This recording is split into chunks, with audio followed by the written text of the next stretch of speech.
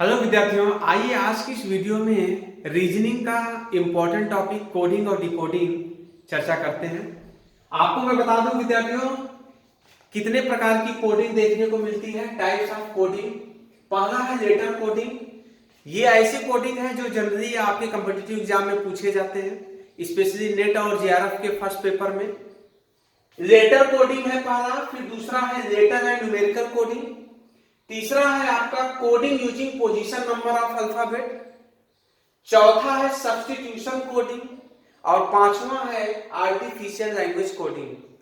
पहला letter coding को इसको हम लोग अल्फाबेटिकल कोडिंग भी कहते हैं। क्या कहते हैं? अल्फाबेटिकल कोडिंग भी कहते हैं। ठीक है ना। दूसरा लेटर एंड न्यूमेरिकल, मतलब यहां पर अक्षर और नंबर्स का कॉम्बिनेशन होता है। तीसरा coding using position number of alphabet, का मतलब ये हो गया कि ऐसी कोडिंग जिसमें अल्फाबेट की जो पोजीशन होती है, जैसे ए बी सी डी से लेकर जेड तक सबकी पोजीशन होती है। ए का 1 होता है, बी का 2 होता है, आगे भी मैं आपको बताने वाला हूं। फिर है चौथा है सब्स्टिट्यूशन, जिसको प्रतिस्थापन कोडिंग कहते हैं। फिर पांचवा है आर्टिफिशियल लैंग्वेज कोडिंग। तो चलिए इसको नोट कर लीजिए।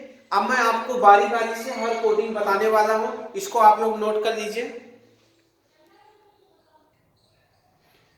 तो विद्यार्थियों यहां पर देखेंगे, पहला हम लोग डिस्कस करने वाले हैं लेटर कोडिंग। लेटर कोडिंग में आपको क्वेश्चंस कैसे आएंगे, तो मैं आपको बता देना चाह रहा हूं, जब भी कोडिंग डिकोडिंग के आपके क्वेश्चन आए या एग्जाम में, इस पैटर्न में जरूर आप ए से लेकर जेड तक लिख लिया कीजिए, क्योंकि इसका बहुत अच्छे तरीके से यूज होता है विद्यार्थियों। क्यों? क्योंकि यहाँ पर ए से लेकर जेड तक लिखेंगे तो एक तो डायरेक्ट ये फायदा है कि आपको अल्फाबेटिकल की जो पोजीशन है उसको याद नहीं करना पड़ेगा। और बहुत सारे ऐसे क्वेश्चन हैं कि इसको देखकर ही आपके प्रश्न आ जाते हैं। जैसे ये सामने आपके सामने प्रश्न एक मैंने लिया है, क्वेश्चन लिया है, BDO को YWL कहा जा रहा है। मीन्स यहाँ पर क्या होता है कि एक लेटर को दूसरे लेटर में क्या किया जा रहा है, यहाँ पर डिकोड किया जा रहा है। B को Y, तो B देखिए कहाँ है, ये है, और Y कहाँ है, ये है। इसका मतलब B को Y और D को W, D कहाँ ये है और W यहाँ है। फिर O और L, O यहाँ है और L ये है। तो अगर आप देखेंगे तो जो लेटर ऊपर है उसको नीचे वाले से क्या किया, डिकोड किया गया है। ठीक है ना। वैसे अगर देखा जाए तो इसमें जो लॉजिक लग रहा है वह ये लग रहा है, ए से लेकर जेड तक अगर आप लिखेंगे सीधे एक लाइन में, तो लेफ्ट से जो दूसरा लेटर है ना अल्फाबेटिकल, दूसरा लेटर कौन है, बी है। राइट के दूसरे लेटर से क्या किया गया है, डिकोड किया गया है। लेफ्ट से चौथे लेटर को राइट के चौथे लेटर से, राइट के मतलब ए से लेकर जेड तक अगर आप ऐसे लिखेंगे, ए बी सी डी, ये एक्स वाई और जेड, ठीक है ना। ये तो मैंने आपको तरीका सिखा दिया है कि अगर ऐसे किया तो आपके प्रश्न क्वेश्चन बहुत आसानी से सॉल्व हो जाएंगे। ठीक है ना। तो यहाँ पर लॉजिक क्या लग रहा है कि लेफ्ट से जो दूसरा लेटर है राइट के दूसरे लेटर से क्या किया गया है, डिकोड किया गया है। तो यही काम आपको यहाँ पर क्या करना है। W देखिए कहाँ ये है, तो W का हो जाएगा D, और A देखिए कहाँ, A का हो जाएगा Z, और N देखिए कहाँ है, N का हो जाएगा M। तो आंसर क्या हो जाएगा, आंसर हो जाएगा DZM। आंसर आपका क्या हो जाएगा, आंसर हो जाएगा DZM। ठीक है ना। अगर आपको ये समझ में आया है तो ये क्वेश्चन मैं दे रहा हूं लेटर कोडिंग का आपके लिए, और आप लोग इसका आंसर बताएंगे।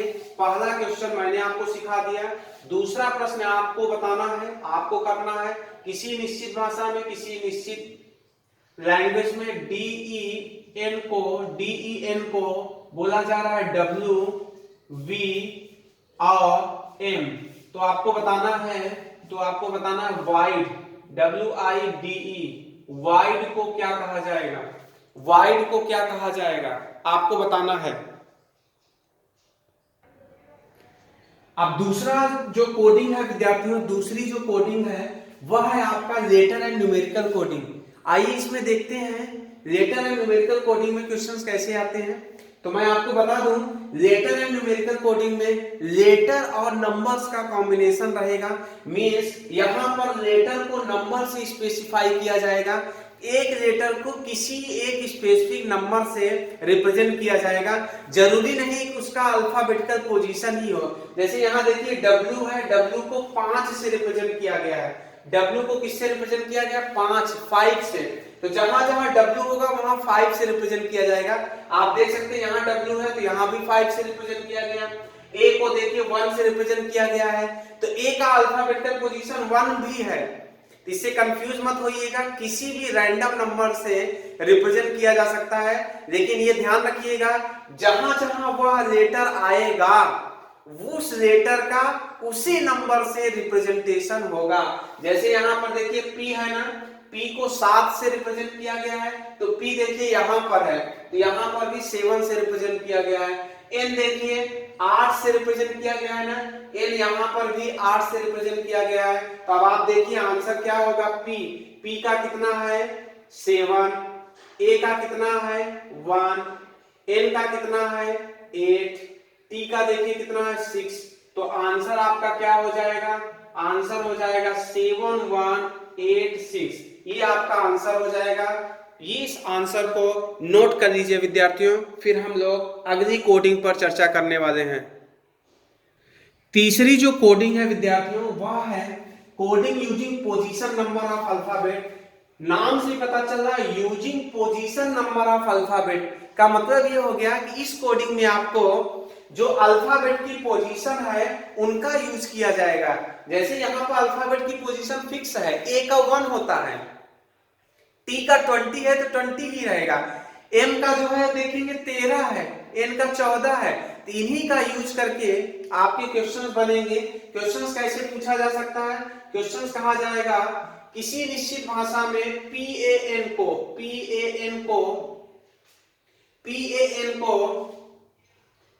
31 कहा जाता है, BAT को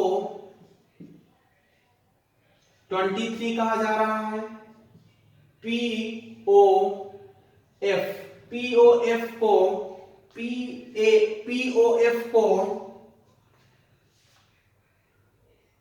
37 कहा जा रहा है। तो आपको बताना है GOD को क्या कहा जाएगा उसी भाषा में, GOD को, ठीक है ना।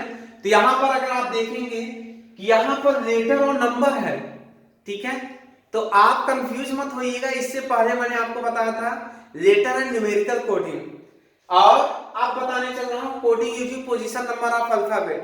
तो इसमें कभी कंफ्यूज मत होइएगा, जब भी लेटर और नंबर रहे तो सबसे पहले जो है इनका जो है क्या लिख लिया कीजिए, P का कितना है 16, इसके सामने लिख लिया कीजिए। A का देखिए कितना है 1, और N का देखिए 14 है, 14 है। फिर देखिए B का 2 है, 1 है, 20 है।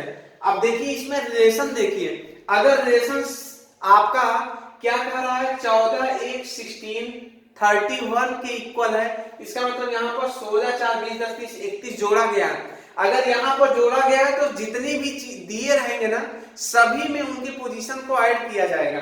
इसमें देखिए ऐसा नहीं कि केवल एक से ही गेस करके आप आगे क्वेश्चंस करिए, ऐसा अगर करेंगे तो चांसेस हो सकता है आपके गलत हो जाएं। इस वजह से जब भी ऐसे प्रश्न रहे तो सभी को जरूर चेक कर लिया कीजिए विद्यार्थियों। आइए देखते हैं 20 2 22 21। P का देखिए कितना है 16, O का देखिए कितना है 15, F का देखिए कितना है 6 है। तो 15 15 30 31 6 37 बिल्कुल सही है। इसका मतलब इनकी पोजीशंस को यहाँ पर ऐड किया गया, G का 7, O का 15 और D का हो गया 4। तो जोड़ लीजिए 15 और 4 19, 1 20 6 26। तो आंसर क्या हो जाएगा? आंसर हो जाएगा 7 + 15 + 4 26 इज द राइट आंसर। 26 इसका सही आंसर हो गया विद्यार्थियों, ठीक है ना। तो इस तरीके से हम लोगों ने coding using position number of alphabet किया। और coding using position number of alphabet में विद्यार्थियों आपको जो उनके कोडिंग जो पोजीशन है ना अल्फाबेट का वही यूज किया जाएगा, और उनका यूज करके ऐसे प्रश्न बनते हैं जिनको हम लोग coding using position number of alphabet के नाम से जानते हैं। अगला जो कोडिंग अब हम लोग करने वाले हैं, अगली जो कोडिंग है नेक्स्ट चौथी कोडिंग, फोर्थ कोडिंग को सब्स्टिट्यूशन कोडिंग, जिसको हम लोग हिंदी में विद्यार्थियों प्रतिस्थापन कोडिंग भी कहते हैं। कौन सी कोडिंग? प्रतिस्थापन कोडिंग। यहां पर कैसे क्वेश्चन रहेगा? क्वेश्चन रहेगा यदि फूड इज कॉल्ड ईट, यदि फूड को ईट कहा जाता है, ईट को वॉक कहा जाता है, वॉक को स्लीप कहा जा रहा है, स्लीप को रेड कहा जा रहा है, रेड को लिक्विड कहा जा रहा है, लिक्विड को आइस कहा जा रहा है, तो आपसे पूछा जाएगा how blood colour will look, मतलब जो खून है, ब्लड है, उसका कलर कैसा दिखता है। तो आपको ऐसे प्रश्न करने के लिए आपको ये पता होना चाहिए कि ब्लड का कलर कैसा दिखता है। अगर आपको पता ही नहीं है कि खून का कलर कैसा दिखता है तो आप ऐसे प्रश्न से उम्मीद मत कीजिए कि आपका सही होगा, क्योंकि अगर आपको ये पता है कि ब्लड का कलर कैसा दिखता है, आपको पता है रेड होता है, ठीक है ना, तभी आप इस टाइप के क्वेश्चंस को कर पाएंगे। अगर आपको ये पता है कि हाँ रेड होता है, तो अब आप देखिए सब्स्टिट्यूशन कोडिंग में क्या होता है, सब्स्टिट्यूट किया जाता है। रेड होता है ये आपको पता है, किसका कलर? ब्लड का। अब देखिए रेड को क्या बोला गया है, किसमें प्रतिस्थापित किया गया है, तो रेड को लिक्विड बोल दिया गया है, तो आंसर हो जाएगा B is the right answer. इस तरीके से हम लोग सब्स्टिट्यूशन कोडिंग के क्वेश्चंस को करते हैं। सब्स्टिट्यूशन कोडिंग में ध्यान रखिएगा, जो प्रश्न पूछा जाएगा उसके आंसर आपको पता होने चाहिए, ठीक है ना, आपको जनरल नॉलेज उसका पता होगा। देन आफ्टर फिर इसमें सब्स्टिट्यूट किया जाएगा, जो आपका आंसर आएगा उसको देखना है उसको किस में सब्स्टिट्यूट किया जा रहा है। नेक्स्ट कोडिंग, आप अगली कोडिंग 5वीं चलते हैं पढ़ाने आपको। हम लोग आर्टिफिशियल लैंग्वेज कोडिंग 5वीं कोडिंग के बारे में पढ़ने वाले हैं विद्यार्थियों। यहां पर देखिए क्वेश्चंस कैसे दिए रहेंगे। क्वेश्चन दिया रहेगा इन अ सर्टेन कोड, किसी निश्चित भाषा में 367 मीन्स, इसका मतलब क्या है? ब्लू कलर कार, ठीक है ना। फिर कहा जाएगा 694 मीन्स ग्रीन कलर फैन। फिर कहा जाएगा 356 मीन्स व्हाइट कलर कार। आपको पूछ लिया जाएगा what digit in that code means, green का आपको कोड बताना है, ठीक है ना। तो आइए देखते हैं इस प्रश्न को कैसे करते हैं। मान लीजिए अगर यहां पर कहा था कलर का बताइए, तो यहां पर ऐसे क्वेश्चंस को सॉल्व करने के लिए दो जगह जरूर देखते हैं, दो प्लेस पर। अगर कलर का कहा था तो देखिए कलर यहां है, कलर यहां है और कलर ऊपर है, केवल हमें दो जगह देखना है। तो इन दोनों जगहों पर देखिए कलर दोनों कॉमन इधर है, इधर देखिए क्या कॉमन है? 6 कॉमन है, तो हम कह सकते हैं कलर का 6 होगा अगर कलर का पूछता तो। लेकिन आपसे पूछा क्या गया है? ग्रीन का पूछा गया है, तो ग्रीन देखिए दो जगह, देखिए ग्रीन कहीं दो जगह है, ग्रीन यहां है और कहीं नहीं है। तो इसका मतलब अगर हम बाकी दोनों का निकाल लें, क्योंकि ये तो हमें पता है कि ग्रीन का इन्हीं में से कोई होगा, या तो 6 होगा, या तो 9 होगा, या तो 4 होगा, ठीक है ना। एक तो ये तरीका है कि ये दो जगह दिखना चाहिए, दो जगह है ही नहीं, तो इसका मतलब बाकी दोनों का निकाल दीजिए, तो जो बचेगा वही है उसका रिप्रेजेंटेशन हो जाएगा। तो कलर आपने देखा, कलर यहां है, कलर यहां है, इसका मतलब कलर दो जगह है, इसका मतलब 6 हो जाएगा कलर। तो आप ये कह सकते हैं ग्रीन का 6 तो होगा नहीं, अब बचे कौन? 9 और 4 बचे, 9 और 4 बचे, क्योंकि हमें इसी में बस देखना है। आप किसी तरह फाइन का भी निकाल लीजिए, तो जो एक बचेगा वही आंसर हो जाएगा। लेकिन अगर ध्यान देंगे फाइन का भी दो जगह नहीं है, फाइन का भी दो जगह नहीं है, तो हम ये कह सकते हैं इन्हीं दोनों में से कोई ना कोई होगा, 9 या 4 होगा। और ऐसा ऑप्शन अगर आप देखिए तो बी दिया हुआ है, इधर 4 और 9, या तो 4 या तो 9। तो ऐसे प्रश्न आर्टिफिशियल लैंग्वेज कोडिंग के इस तरीके से करते हैं। उम्मीद करते हैं कि आपको कोडिंग और डिकोडिंग पूरे जो भी आपके टाइप्स होते हैं मैंने पूरी ईमानदारी से पढ़ाने का प्रयास किया, और ऐसा भरोसा जताता हूं कि आपको समझ में आया होगा। वीडियो को देखने के लिए तहे दिल से धन्यवाद, शुक्रिया, थैंक यू सो मच।